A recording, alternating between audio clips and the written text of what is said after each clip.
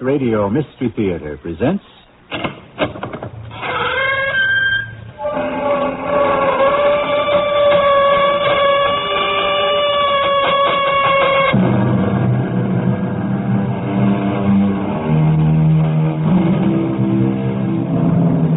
Come in.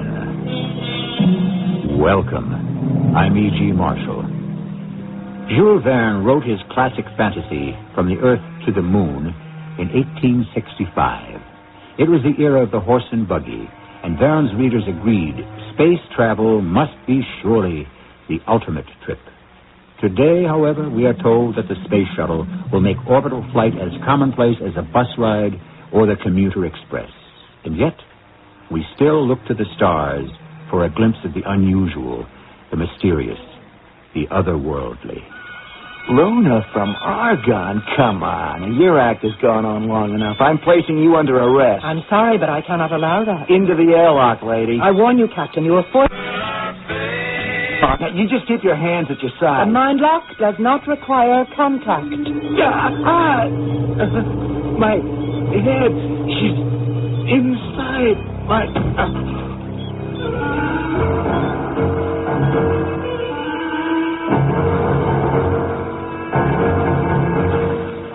Our mystery drama, The Last Orbit, was written especially for the Mystery Theater by Douglas Dempsey and stars Larry Haynes. I'll be back shortly with Act One. An astronaut, like an athlete, is doomed to a short career. Then he's put out to pasture. Former astronauts do, of course, have job opportunities. Corporate executive, TV personality, even congressman. But the transition is hard. Once adventure has been tasted, a crash diet of daily routine can starve the spirits, even kill a man. Tonight we join Commander Emmett Rockwell in the not-too-distant future. A senior astronaut and about to retire. He's attending a farewell party and pondering exactly how to make his exit. Not just from the party, but from his career. Wally, how long do you think this wake is going to last? It's up to you, Emmett. The party's in your honor. I think people would get tired looking at my ugly mug. Face it. It's not every day America's biggest space hero retires. All right, don't rub it in. Something bothering you, Emmett? Yeah, just one question, Wally. If a hero retires, does he stay a hero or does he revert to ordinary mortal? Hey, don't be so gloomy. At least be happy for me. After our flight tomorrow, I'll be a full commander, and you'll be able to do whatever you want. And that's just it. What? Well, you're tired. Now, we got a big day tomorrow. I'll find Murray and speed this thing up. Now, you get your speech ready. Speech? Oh, gee, I forgot all about that. I'll be back in a minute. Speech. I should have made some notes. Talking to yourself, Commander? What? Good evening, Emmett. Oh. It's you, the mystery woman. I've caught your eyes staring my way 4 or 5 times tonight. Don't you know me, Emmett? No, I don't think so. You with the space agency? No. The press? You somebody's wife? None of the above. I thought you might remember my face. Well, if I'd seen you before, I'd remember. So who are you? An old friend. I've come to collect on a promise. Promise? That's right. We made a deal, Emmett, a long time ago. Hey, who are you? Where's your ID badge? ID? Well, how'd you get past security? I come and go as I please. Hey, Emmett. Yeah, just a minute. That's my co-pilot. We'll talk again later. Now, wait a minute. Hold on. It's all set, Emmett. Now, Murray gives his little intro, and then you're on. Where'd she go? Who? I didn't see anyone. Beautiful, but strange. Insists I've made some kind of a promise to her. Probably one of your fans. They're always a little melodramatic. Now, get yourself together. You're on next. Huh? Oh, yeah, right. Let's go.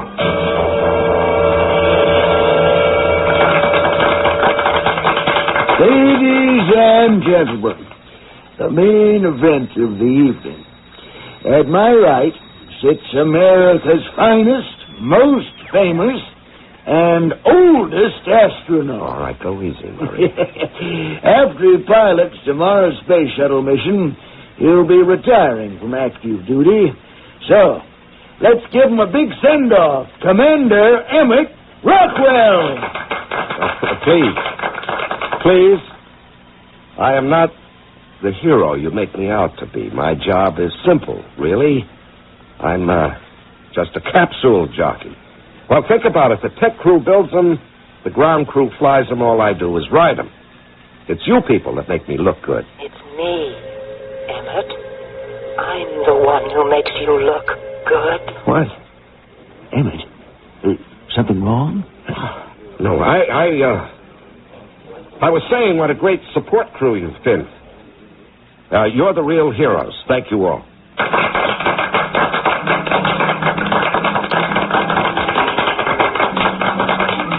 That was a perfect little speech, Emmett. Yeah. They're a great group. Hey, you look beat. What do you say we head back to quarters and get a nice long pre-flight sleep? Oh, you go ahead, Wally. I'm going to hang around a bit. Well, you were in a big rush. Now you want to mingle? No, not exactly. I'd like to find that redhead. Oh, I get it. Available former astronaut, bachelor, in need of companion. Come on. Okay. Just don't forget to show up in the morning. Yeah, I'll be there. I think it's time we talked about our deal, Commander. Oh, you. Now, look, I want some answers this time. Who are you? An old acquaintance. Maybe this will help you remember. Hey, what are you doing? Just touching your temple. Oh, quit that. Don't be embarrassed. No one is watching. Relax. Let go. Yeah, but This will put you in touch with your deepest buried memories. Your fingertips are vibrating. Energy is flowing between us. What do you feel? I'm being pulled toward you. Like a magnet. I feel a connection between us. Like our minds are locked together. I had this feeling before on my first mission. Good. You do remember. That's enough. Hey, that's some trick. It's no trick. Now, we have an arrangement, Commander Rockwell, and it will become effective after tomorrow. Tomorrow, I'll be in orbit in space. Of course. I will watch over your mission. Then you will keep your part of our bargain. Watch over my mission? What are you trying to feed me? You're my guardian angel? Guardian. You could say that. But I'm no angel. Wait a minute. Hey, come back here. Excuse me. Did you see a tall redhead rush out of here? She was wearing a tight green jumpsuit. No one has gone out, sir. Are you positive? I didn't see anyone. You all right, Commander? It's happening.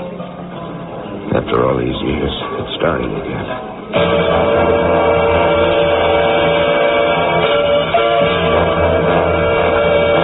Morning, Emmett.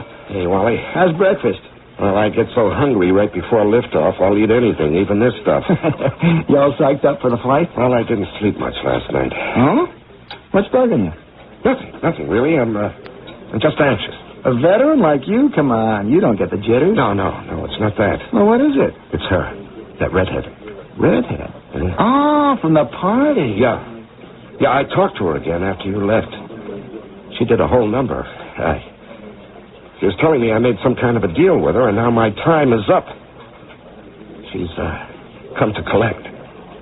It's a real prophet of doom bit. Emmett, you keep fretting over your retirement, you'll end up permanently retired. Stress can kill, you know. Cause a breakdown, hallucinations? That too, sure. Why? Look, no one saw that redhead except me. You think you imagined? Well, something like this did happen before. I had a kind of a vision. It's not in your record. Well, I never reported it. It happened 18 years ago during my first space flight. Oh, well, there you go. That makes sense. First flight jitters, last flight jitters. It's the same reaction. You think so, huh? Sure. Just fight it off. By the time we get to the launch pad, you'll be fine. Yeah, I hope you're right.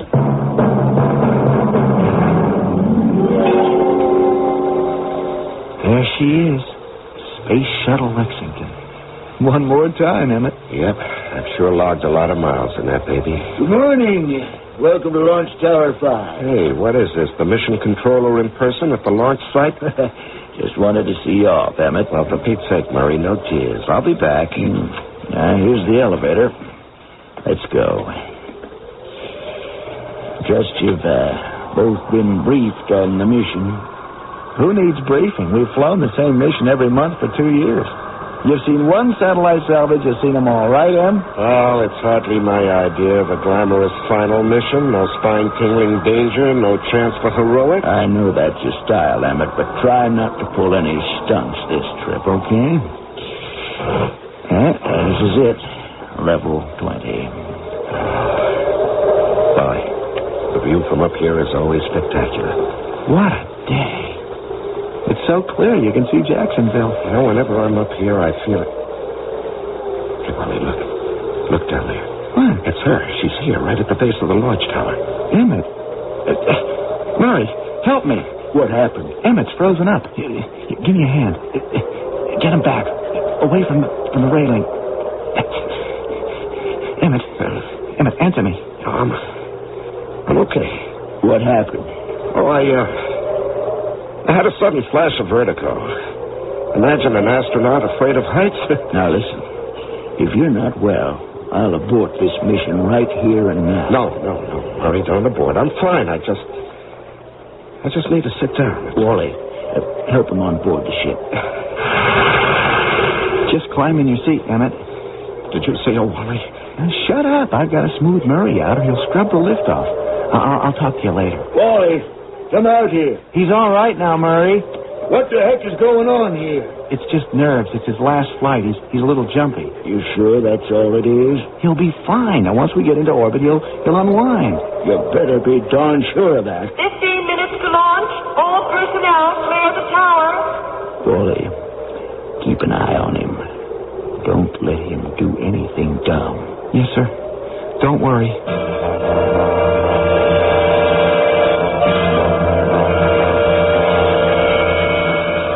But you didn't see her at all, Wally? Now, Emmett, let's be logical. This is a high-security area. How could anyone even get in? I don't know. I only know that what I saw is real, Wally. I can feel her presence. Somewhere, sometime in my past, I've seen her before, and now she's come after me. For what purpose? I can't imagine.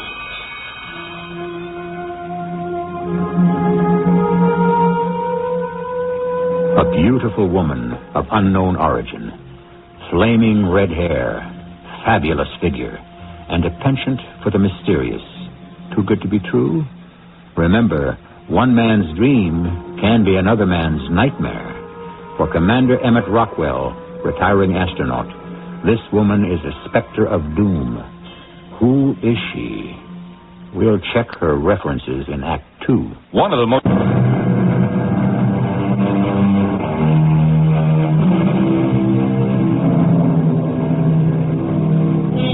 Astronaut Emmett Rockwell insists he's being pursued by a beautiful woman.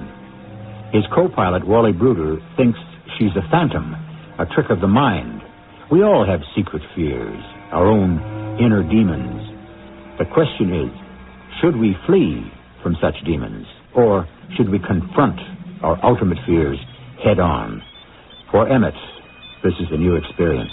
Until now, he has neglected his inner self, focusing his attention instead on the external world and his busy career.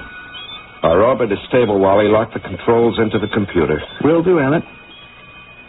Computer is locked. Hey, you can let go of the controls and enjoy the view now. Looks so peaceful from up here. Better enjoy it. This is your last look at Earth from this angle. Yeah, I'm lucky to get a last look the way I carried on down there. And, thanks, Wally, for covering for me. Don't mention it. I have to tell you, though, I don't buy your theory. What theory? That it was a common stress reaction, a case of nerves. It's the only explanation that makes sense. Now, the fact remains, I saw that woman standing at the base of the launch tower in broad daylight. I was wide awake and completely calm. She was real. Emmett, let me explain. Now, something's bothering you, so your mind, your subconscious, gives the problem a name and a face. When you're asleep, it's called a dream or a nightmare. When you're awake, it's an hallucination. Wally, I can feel her presence. Now, how do you explain that? Oh, man, you are really spooked. Oh, there's the radio. Murray's going to want a status report. Are you okay to talk? Yeah, sure, I'm okay to talk. Now, this is Shuttle 27 acknowledging transmission. Come in. 27, this is Mission Control. Murray here. Beautiful launch. Everything okay? All systems are go. Nothing to report. Good. You should rendezvous with that satellite in about 5 hours. Check. One minor item. The gross weight figures on takeoff show you guys are a little heavy. We're overweight? Yeah, by about 130 pounds, to be precise. Well, that's a new one. Now, maybe the last crew left some equipment on board. You might check out the storage lockers. Will do. But I should tell you, Emmett, we have our own theory down here. Oh? Now, what's your theory, Murray? Well, the guys figure you've got a girl aboard to celebrate your last flight. A girl. Emmett? You still there? Captain Wally Bruder here. We'll check it out, Murray, and get back to you. Roger, 27. Transmission concluded. Now, tell me that wasn't a nervous reaction. Murray makes a little joke, and Did you hear what he said? A girl. Now, what if... Emmett, snap out of it. We're thousands of miles away in space. We are alone.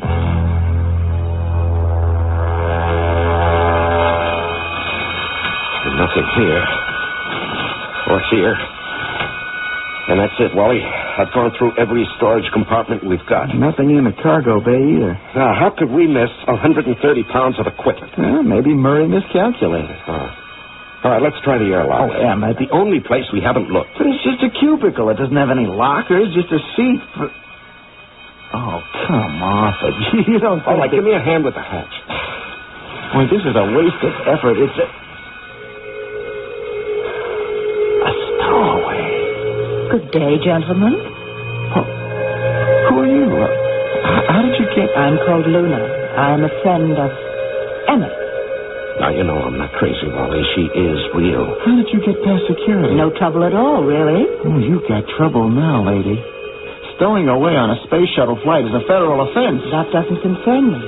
I am here for Commander Rockwell. But why? Why? What do you want with me? Think back, Emmett, to your first mission. Your very first space flight. Well, that was 18 years ago.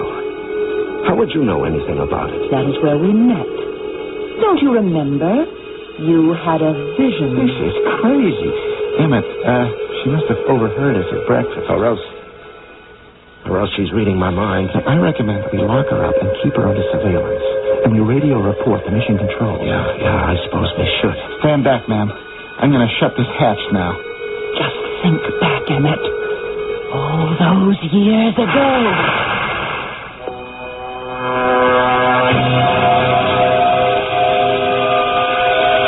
She's a spy, Emmett. A saboteur. She's done her homework on you, probably knows your life story backwards and forward. Let me ask you something, Wally. Do you remember what happened on my first flight? Well, I remember it was a big deal on the news. I was just a kid then. I was in a small capsule alone in Earth orbit. The night before I was supposed to land, I had a power failure. Yeah, that's right. Your computer went out. Yeah, and I had to bring the ship down manually. Everybody figured you'd turn into a fireball when you hit the atmosphere. Yeah, I was really terrified. I didn't expect to make it. But you brought her in perfectly. Like you've been doing it all your life. That's what got me hooked on space. Yeah, but that's not the whole story. What do you mean? When my computer burned out, I still had another 12 hours in orbit before re-entry. I had a lot of time to think about it, to worry myself. So that night, all alone up there in that darkened capsule, I had this dream, this visitation. A woman's voice told me I'd be protected, watched over, and I'd land the capsule safely. Now, obviously, that was a hallucination caused by my anxiety, but it gave me the confidence I needed. But what has that got to do with our friend downstairs? Because she knows about it. Well, that's why I say she's a spy. Somehow she got access to the ready room while we were eating breakfast. She overheard us talking. Now she's trying to psych you out. Now, Wally, I've got to find out. I'm going downstairs and talk to her. Oh, we'd better report it first, Emmett. No, Murray will just abort the mission. This is my problem. I've got to face it alone. But she could be dangerous. Just watch me on the monitor. If it looks like I'm in trouble, you come on down.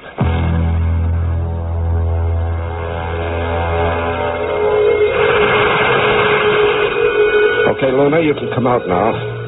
You've decided to trust me, Commander? Look, let's get something straight. I'm here because I want some answers. Of course. My partner, on the other hand, is aching to lock you up and throw away the key. But, Emmett, you know all the answers. Try to think back. Now, look, I've racked my brains. I just don't remember. You have buried the memory deep inside. We must pull it out. Perhaps I should use the mind lock. Oh, is that another one of your little tricks? The mind lock is quite powerful. It will allow our thoughts to mingle. If you cooperate, it will trigger your deepest memories. You mean I've got to trust you if I want to get to the bottom of this, huh? Yes, Emmett, you must trust me. Well, okay, if it'll explain who you are, let's do it. But I'm warning you, Luna. Don't you try anything. Wally is watching us on the monitor. Don't worry. Just close your eyes and try to relax while I stroke your forehead. Let the years roll back. It is 18 years ago, your first mission. You are alone in your space capsule. Describe what you see. The capsule is very small. It's dark. I'm shutting down the controls. And I'm getting ready for sleep. But wait. What's happening? Something's wrong. My instrument panel just lit up like a Christmas tree. And I see a face on the view screen. Go on, Emmett, describe it. It's a woman. It's you. You're saying that you're a friend. A traveler from far away. You want to talk. You want to help me. And do you believe me? No. I'm thinking this must be an hallucination brought on by stress. Do you need help, Emmett? Yes. Yes, I do need help. My ship is crippled. I have to bring it in manually. I'm afraid I won't be able to do it. I'm afraid I may die. And do I offer to help you? You offer to make a deal. Yes. You will unlock my mind. Your thoughts will become one with mine. You will guide me, give me strength, confidence. And what do I ask in return? You want me to make a promise. In exchange for giving me this heroic streak in my personality, I must agree to return with you to your home when I retire. It's a little like Faust. I will lead a charmed life, but I'll give you my soul. And what is your decision? I decide to accept your offer because... Because you believe in me? No, because I know it'll end the hallucination. I learned that in my training. That's enough. You may return to the present. You see, Emmett? You remember it all. I remembered a dream I had 18 years ago, so what does that prove? I was in your dream, and I'm here now. How do you explain it? The whole idea is preposterous. Now, you planted some sort of hypnotic suggestion in my mind. Wally's right, you're some kind of saboteur, and this is psychological warfare. You know that's not true. The explanation is very simple. I am of a superior intelligence, not of this Earth. Not from Earth? I am Luna Exlala, from the planet Argon, of the star Sirius, 8.7 light years away. But that's fantastic. You're an extraterrestrial. Or you are extra Argonian. It's all on how you look at it. Oh, that's incredible. Now, that would explain your mental powers, your influence over me. All right, miss. Hands off the commander. Wally, did you hear I heard the whole thing on the monitor. She's got you mesmerized, Emmett. You don't believe me, Captain? Luna from Argonne, come on. Your act has gone on long enough. I'm placing you under arrest. I'm sorry, but I cannot allow Now, it. Wally, please. Everything's under control. I'm sorry, Emmett. I'm going to override your judgment on this one. Come on, lady. Into the airlock. All right, Wally, I'm still commander of this ship. Right now, you are in no shape to run this ship. I'm taking over your command according to emergency procedures. Okay. Let's go, lady. Through the hatch. I warn you, Captain, you will force me to employ the Argonian mind lock. You just keep your hands at your The side. mind lock does not require contact. My head. She's inside my... What have you done to him? It's called psychokinetic thought seizure. All right, so you proved your point. You do have superior mental powers. Is this what you intend to do with them? Cripple my crew? No. I intend to collect on that promise of yours, Emmett. I'm taking you back with me to Argonne. So, Luna plans to collect on an old debt.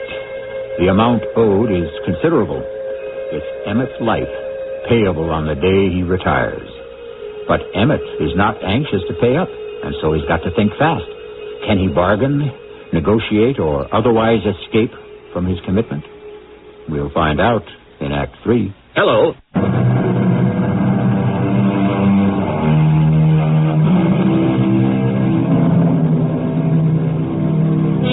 The universe is vast and doubtlessly holds more wonders than heaven and earth, to paraphrase Shakespeare. One of these wonders is intelligent life. Scientists are obsessed with the discovery of new life forms. But suppose alien beings find us first. Will they introduce themselves to the world, or simply take a few of us back for observation, or worse? It seems that Wally and Emmett's fate may be the latter. And with Wally out of action, their future seems to lie in Emmett's hands. Wally, come out of it, man. Come on. Oh, what's going on? Right here, take some oxygen. That'll wake you up.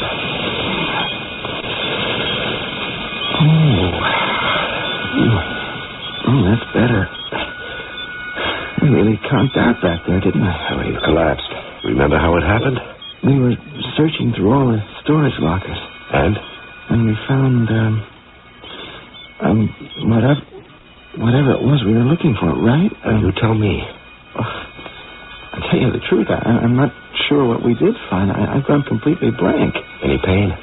No, I got this weird feeling like my mind's been unplugged. And that's, absolutely all you remember. Yeah, that's it. You don't have to report this, do you? No reason to, really. Oh, good. It's a fair exchange, then. I covered for you on the launch pad, and now you can return the favor. Now, wait a minute. You do remember what happened this morning? Of course.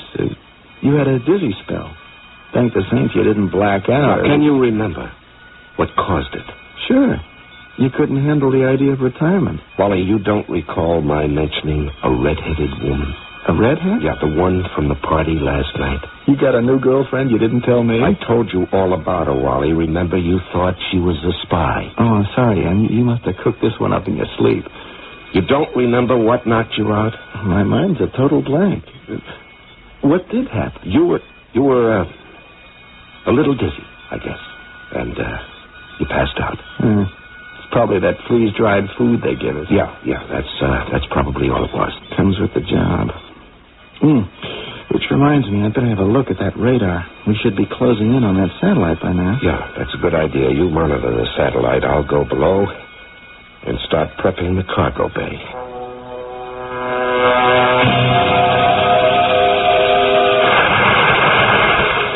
Okay, you can come out now, Luna.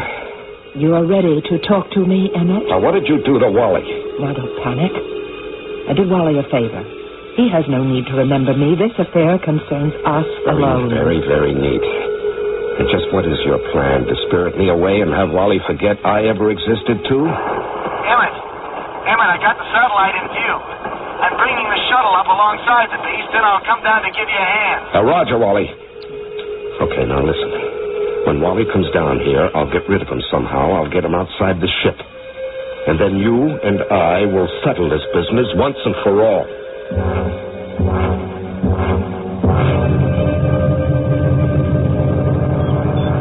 You got the cargo bay doors open yet? Yeah, Wally, they're open. Good. We're sitting right next to the satellite. You can haul her in any time. Yeah, we got a problem here, Wally. The mechanical arm isn't working. The manipulator? Are you sure? Well, maybe... No, I'm sure, Wally. It's definitely broken. Without the arm, we can't very well grab onto the satellite now, can we? Yeah, well, we'll have to do it by hand. By hand? Yeah, one of us will have to suit up and go outside. I will attach a cable to the satellite. And pull it on board with the winch. Right. We'll reel her in like a big game fish. Huh? Okay. Let's get you into a pressure suit. Now, why don't you suit up, Wally? I think I'll let you go out there. But this is your last chance for a space walk. No.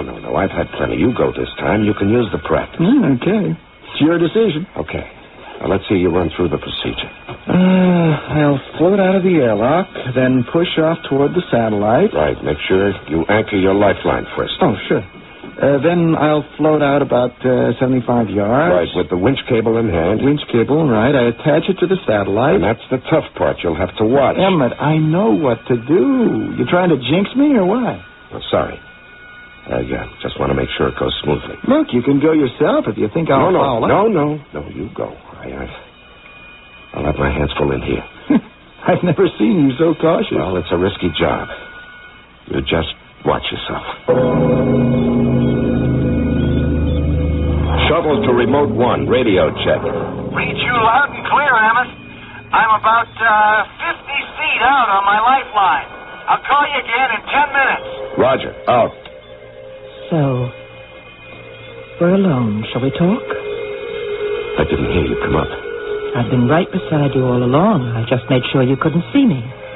You obviously have enough skills to do whatever you want. Why not just overpower me? I can't force you to come to Argonne. That would be morally wrong.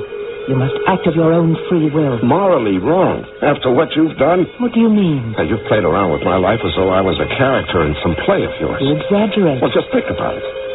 You've tampered with my thought process. You've modified my personality. Your personality is intact? And you've completely warped my motivation.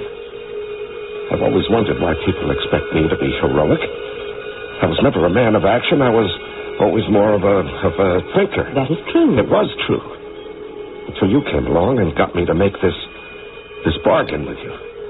Now, your influence has made me into some sort of a macho swashbuckler. I never made you into anything. I don't have that kind of power.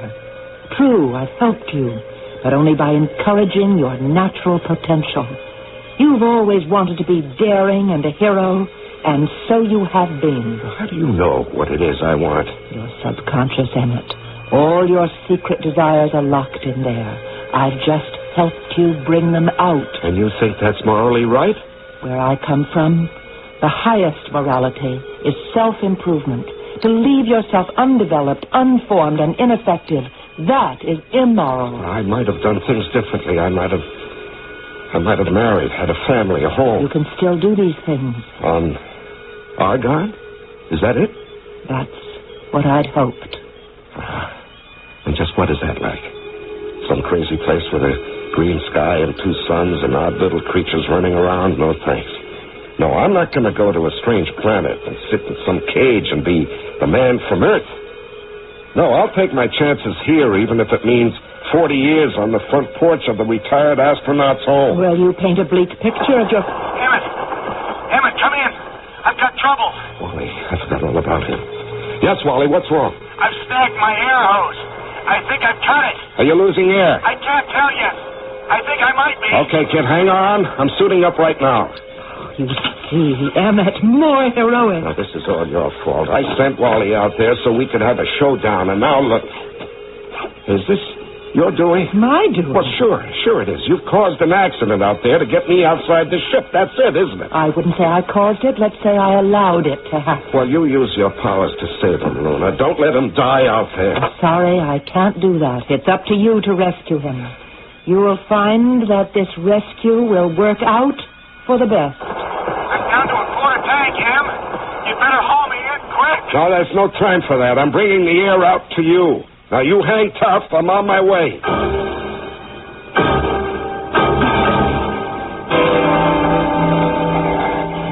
Where are you, Ham? I'm drifting toward you on your blind side. My oxygen gauge is on 0.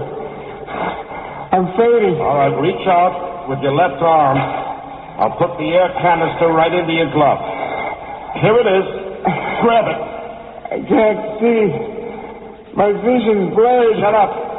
Just attach your air hose to that canister. Oh,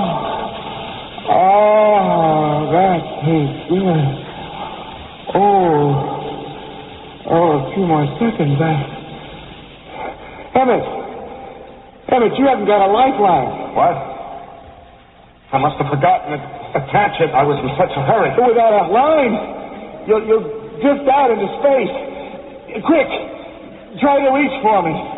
Hold on to me. I can't reach. It's too late. I'm drifting beyond your reach. I'll get back to the ship and pick you up. Now, my oxygen won't last long enough. But I can't just watch it drift off. There's nothing you can do, Wally. I finally got myself into a jam I just can't get out of. Emmett, you didn't actually plan this. Not exactly. I guess I let it happen, huh? All your fear of retirement. You just couldn't stand the idea of returning to Earth as an ordinary mortal. No, I guess not. I've outlived my usefulness, Wally. This is an appropriate fate. You saved my life, and you are going out just like the legend you are. Don't get mushy. And do me a favor. Yeah, sure. Anything. When you get back, don't follow in my footsteps, okay? I can't promise you that, Em. But the radio's fading out. So long, Wally.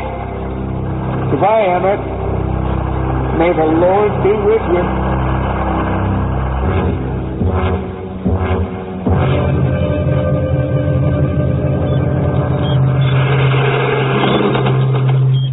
Welcome aboard, Emmett. You can take off your space helmet. The atmosphere in my ship is identical to yours. You picked me up just in time. My air just gave out. But this is not nearly as dramatic as your rescue of Wally. He'll return to Earth and tell them the tragic story of how you died, bringing him that canister of air. You'll be a national hero all over again. Yeah, your plan worked out just perfectly, didn't it? How'd you keep the ship hidden from us? Now, wait, don't tell me. You used your superior powers. And lucky for you to be snatched out of deep space. Right. Out of the frying pan and into the fire. All right, what do you plan to do with me now? Well, now that you're officially retired, you can return to Argonne with me.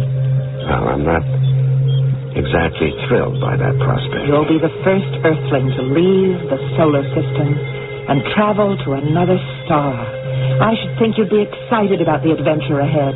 What adventure? Being examined and probed by a bunch of Argonian scientists? Well, you have the wrong impression, Emmett. I'm not taking you back as a specimen. I'm taking you back as a man. I fail to see the difference. Well, let me explain. My world is a sad place. We have no real men there. We have the elders, very old men, but no reproductive, fertile males. Long ago, genetic engineers caused a terrible accident, and no natural children have been born on Argonne for nearly a century. Only laboratory babies. That is why I journeyed to Earth, to bring back a man. You want a home, a family, a wife. You told me these things. Yeah, well, sure, but that was back home on Earth. But Argonne will be your new home. I'll make a good wife. But that's impossible. Well, we're from two different worlds. We're very compatible. We are both humanoid species, and we're based on the same organic chemistry. Oh, believe me, I've researched it. That's why you were chosen. Chosen? Joseph, just listen to yourself. It sounds like I'm an animal being groomed for breeding. You make me sound so cold. I am a very romantic person by Argonian standards. Yeah, well, not by my standards. But you must remember I've spent quite a lot of time allowing my mind to mingle with yours. And I've become very attached to your thought process. On your world, you would say I am in love with you. Well, that notion will take some time getting used to, I suppose. Yes, but you will get used to me. And as your mind develops, you will grow to love me. This will take some getting used to. Hey, what's that? The guidance computer. We're nearly finished our last orbit around Earth. We must prepare for the trip to Argon now. I don't see any controls. How's this thing powered? By thought projection. I wear this helmet and I just concentrate on my destination. What an amazing concept. I don't suppose you could give me a lesson. Well, of course. Here, put on this helmet. Who knows? I may have a whole new career as an astronaut on Argon, huh? You just may. Now, picture yourself under tangerine skies. Imagine pale green clouds.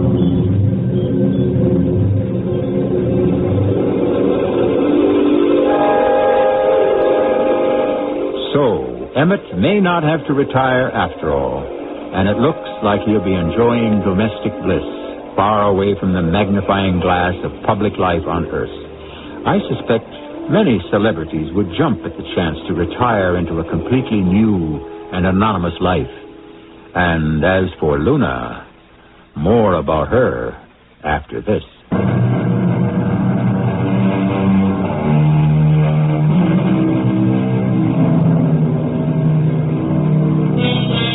There are theorists who believe that when we finally encounter alien beings, they will not have journeyed from the stars, but rather crossed over from parallel dimensions or slipped through warps in time. Some even suggest these beings will be generated in our own minds. Our only hope must be that they will be as benign and wise as Luna, for there is no guarantee that these creatures are not already among us, their sights set upon you or me. And as for their purpose, we'll just have to wait and see. Our cast included Larry Haynes, Russell Horton, and Marion Seldes.